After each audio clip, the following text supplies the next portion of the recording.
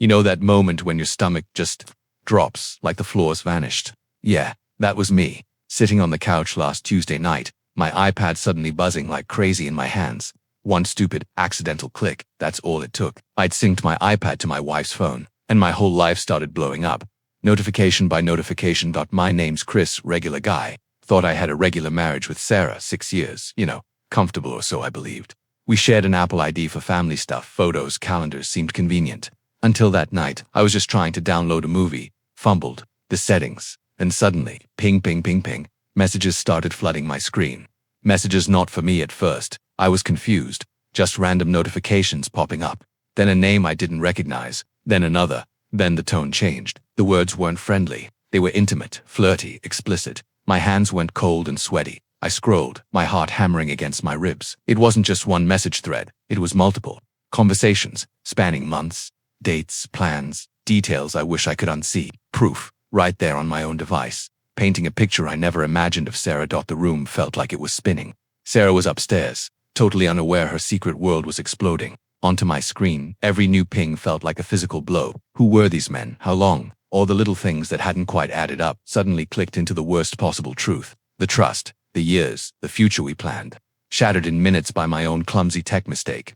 I just sat there, paralyzed, watching my marriage implode and re-out. I'd literally wired myself to receive the evidence of my own heartbreak. The notifications kept coming, and I had absolutely no idea what to do next. I'd caught her by completely destroying everything myself. Why this works. Strong hook starts with a universal physical sensation. Stomach drops in immediate action. iPad buzzing. Relatable and human. Uses simple language. Regular guy. Comfortable, fumbled, sweaty hands. Heart hammering. Focuses on the emotional devastation. Not explicit details. Suspense and tension.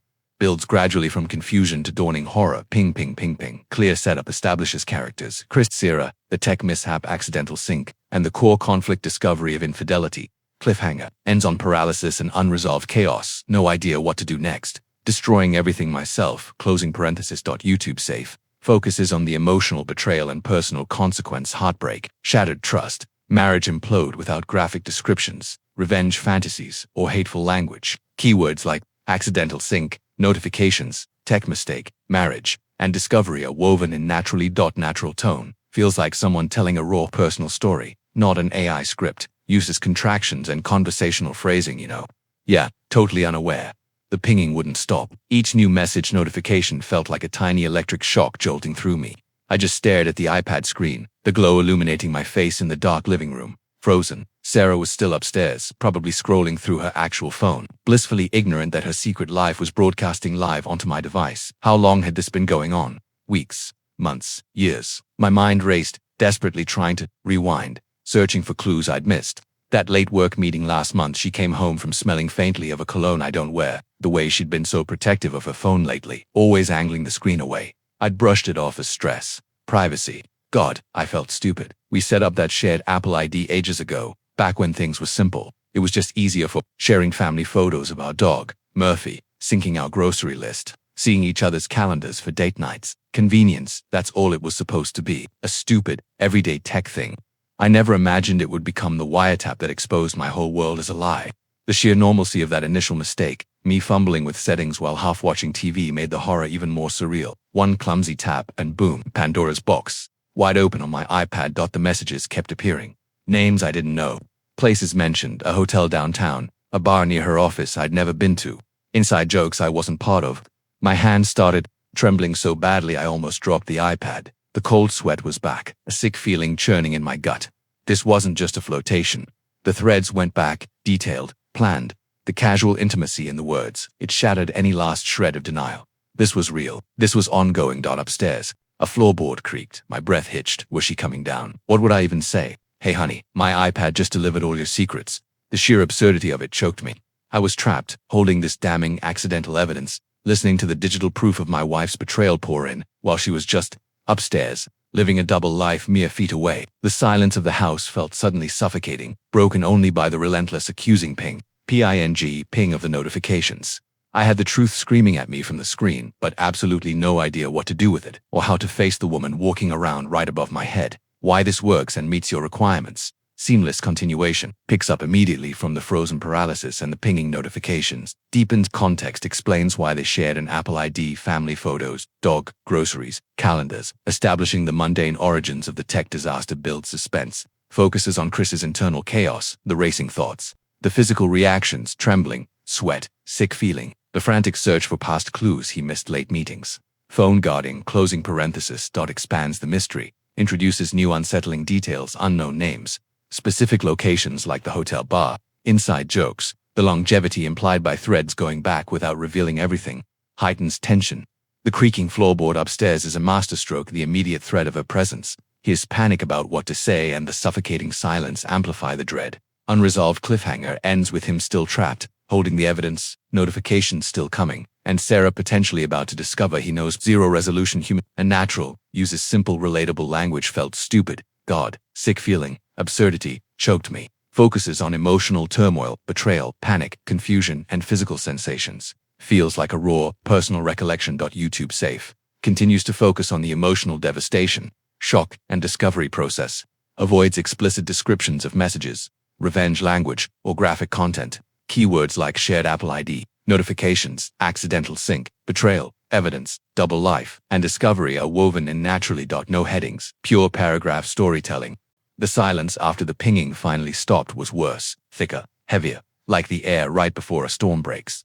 I sat there in the dark, the iPad screen dimming, casting long shaky shadows. Every nerve felt scraped raw. Those names, Mark, Jason, who were they? Colleagues, strangers, someone I knew. My mind kept snagging on little things. Sarah mentioning a Mark from accounting weeks ago, laughing about some office joke. Had that been him? Was he laughing with her right now somewhere, while I sat here drowning?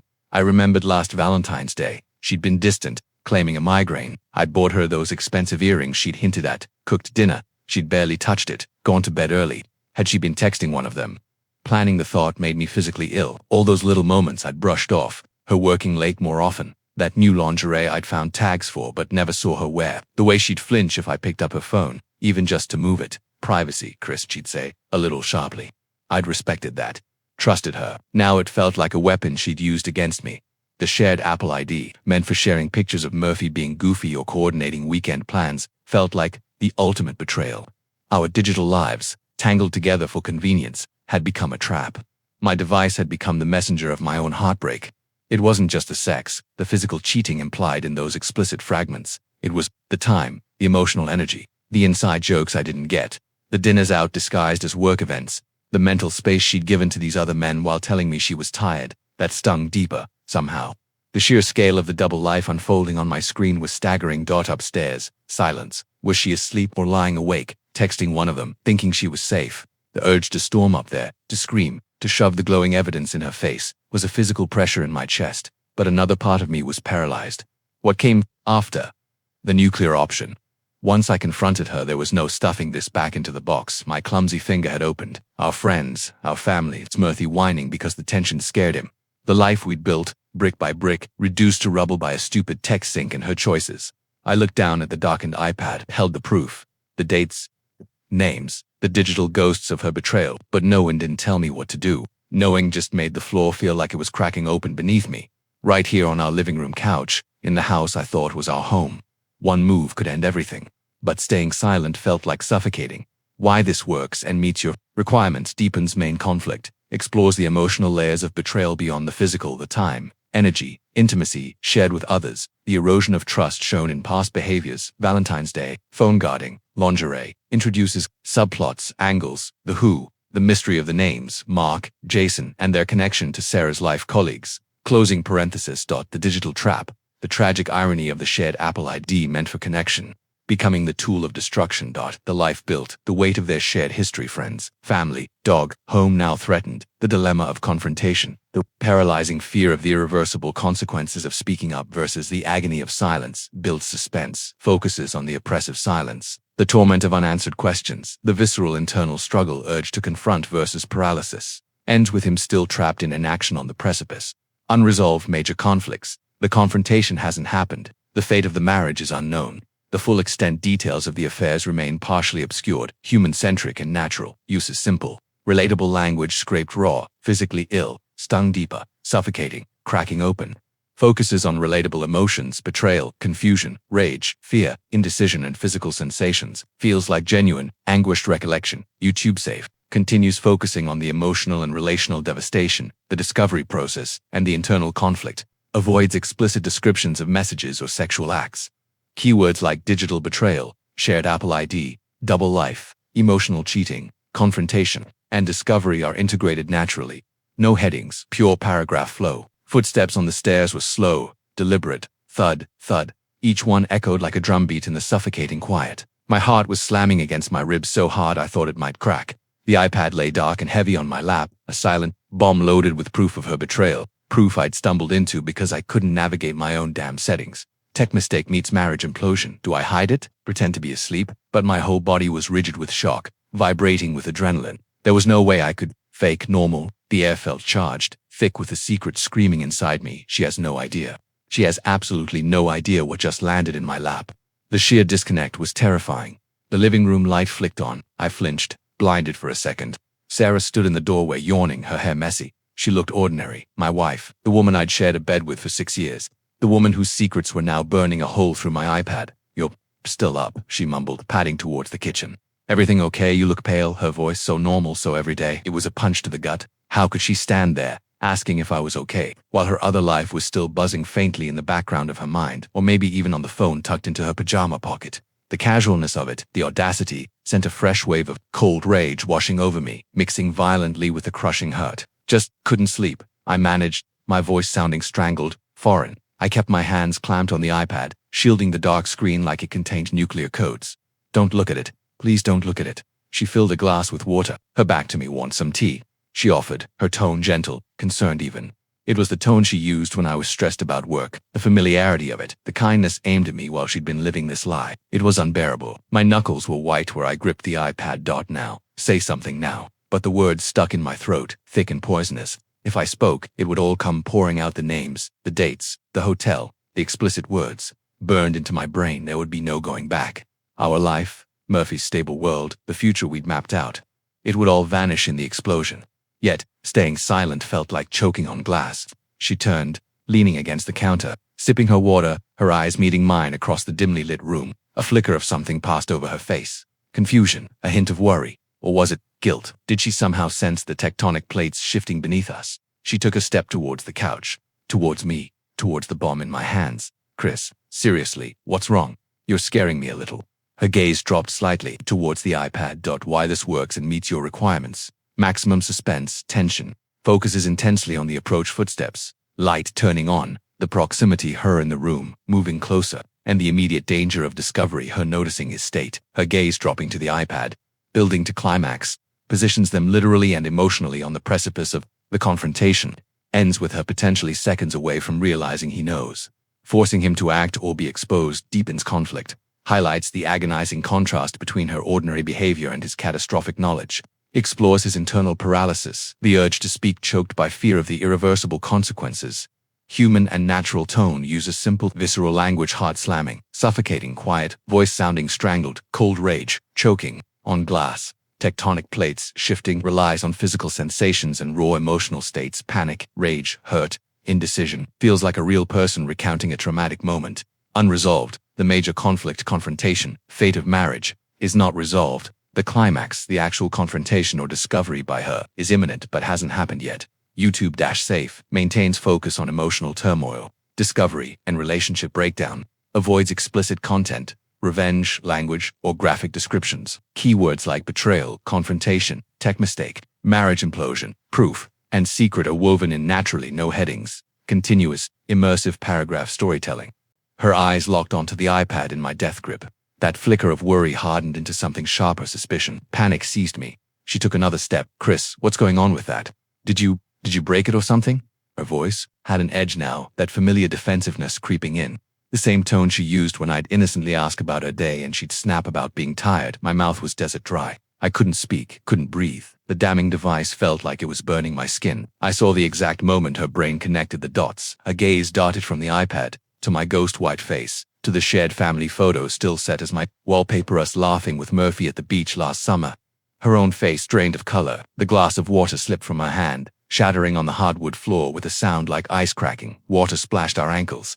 "Oh my God," she whispered, the words barely audible over the sudden, frantic hammering of my own pulse in my ears. She didn't ask if I knew. She knew I knew. Her hand flew to her mouth. Not guilt, fear, raw, unmistakable fear.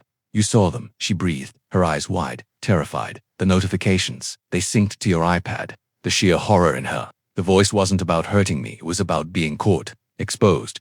Before I could even process that gut punch, the realization that her first reaction wasn't remorse, but terror of discovery. She staggered back against the counter. "No, no," she muttered, shaking her head, her eyes wild, scanning the room like she was looking for an escape route. It wasn't supposed to happen like this." The words tumbled out, frantic, almost to herself. A chilling numbness started spreading through me, colder than the rage. It wasn't supposed to happen like this. What did that mean? Was there a right way for me to find out? A script her panic felt, rehearsed, planned for, like she'd imagined this moment, just not with a tech glitch as the trigger. My voice finally cracked out, hoarse and alien. "Like what? Sarah, how was it supposed to happen?" I gestured helplessly at the iPad, the shattered glass on the floor. "Were you ever going to tell me, or was I just convenient background noise while you lived your double life?" She flinched like I'd slapped her, tears finally welling up, but they felt performative now. After that flash of pure, selfish fear, "It's not what you think," she choked out, the classic line sounding hollow, desperate. "You don't understand." "Then make me understand," I roared, the sound startling both of us, echoing in the suddenly fragile silence of our ruined home. Murphy whined from the hallway. "Tell me who Mark is. Tell me who Jason is. Tell me about the hotel downtown. Tell me why our shared Apple ID, meant for Murphy's stupid pictures, became the pipeline for your secrets." I shoved the iPad towards her, the screen flaring to life, illuminating her tear-streaked, terrified face. "Explain this." She stared at the glowing screen, at the damning notification previews still visible. Her shoulders slumped, not in defeat, but in a terrifying resignation. She wiped her eyes roughly. When she looked back at me, the fear was still there, but buried under a sudden, chilling resolve. "Okay," she said, her voice unnervingly calm. Now flat. "Okay, Chris, you want the truth. Fine, but you need to sit down because it's not just about me cheating." The floor didn't just crack open beneath me this time. It vanished entirely. "Not just about me cheating." The words hung in the water-slicked glass-strewn space between us. What else could possibly be worse? What other betrayal was lurking beneath the surface of the one that had already shattered my world? Her calmness was more terrifying than her tears. The bomb in my hands had detonated, but the shockwave was revealing a crater far deeper and darker than I ever imagined. "Why this works and meets your requirements." Major plot twist escalation. The twist isn't more affairs, but Sarah's chilling reaction, revealing her primary emotion is fear of being caught, not remorse. She'd anticipated being discovered. Wasn't supposed to happen like this. The bombshell. "It's not just about me cheating." This raises massive, terrifying questions: financial betrayal, deeper deception, involvement of someone close, raised stakes. The conflict shifts from discovery of affair to uncovering a potentially much larger, more sinister betrayal. The personal stakes, marriage, trust, shared life are compounded by the unknown horror of what else. Suspense intact. The core question, what else, is introduced but not answered. The confrontation is happening, but the full truth remains hidden, driving the audience towards the climax.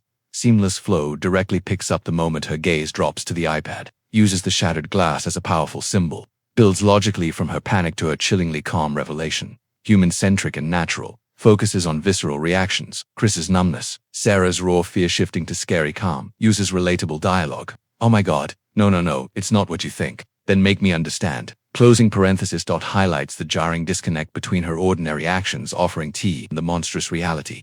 Incorporates Murphy's whine for emotional grounding, feels like raw, escalating panic and shock.